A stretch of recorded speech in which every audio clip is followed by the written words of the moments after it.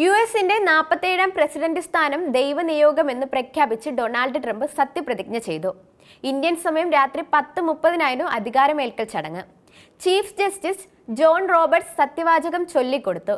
കുടിയേറ്റം തടയാൻ മെക്സിക്കൻ അതിർത്തിയിൽ അടിയന്തരാവസ്ഥ പ്രഖ്യാപിക്കുന്നതായി അധികാരമേറ്റ ശേഷം നടത്തിയ പ്രസംഗത്തിൽ അദ്ദേഹം പറഞ്ഞു. കുടിയേറ്റം തടയാൻ മെക്സിക്കൻ അതിർത്തിയിൽ അടിയന്തരാവസ്ഥ പ്രഖ്യാപിക്കുന്നതായി അധികാരമേറ്റ ശേഷം നടത്തിയ പ്രസംഗത്തിൽ അദ്ദേഹം പറഞ്ഞു. പണപ്പെരുപ്പവും വിലക്കയറ്റവും നിയന്ത്രിക്കാൻ നടപടിയുണ്ടാകും. യുഎസിനെ വീണ്ടും മഹത്തരമാക്കും. അമേരിക്കയിൽ 2 വിഭാഗമേ ഉണ്ടാകൂ, പുരുഷന്മാരും സ്ത്രീകളും. ലോകത്ത് എവിടെയുമുള്ള യുഎസ് പൗരന്മാരുടെ താൽപര്യം സംരക്ഷിക്കും. സമാധാനം സംരക്ഷകൻ, ഐക്യത്തിന്റെ വക്താവ് എന്ന വിശേഷണങ്ങളാണ് താൻ ആഗ്രഹിക്കുന്നതെന്നും പനാമ കനാൽ നിയന്ത്രണം തിരിച്ചുപിടിക്കുകയും ഗൾഫ് ഓഫ് മെക്സിക്കോ ഇനി ഗൾഫ് ഓഫ് അമേരിക്ക എന്നറിയപ്പെടുമെന്നും അദ്ദേഹം പ്രഖ്യാപിച്ചു. JD വാലൻസ് വൈസ് പ്രസിഡന്റായി സത്യപ്രതിജ്ഞ ഏറ്റെടുത്തു. നിരവധി ലോക നേതാക്കളും ശതകോടീശ്വരന്മാരും പ്രമുഖ കമ്പനികളുടെ സിഇഒമാരും പ്രൗഢഗംഭീരമായ ചടങ്ങിൽ പങ്കെടുത്തു.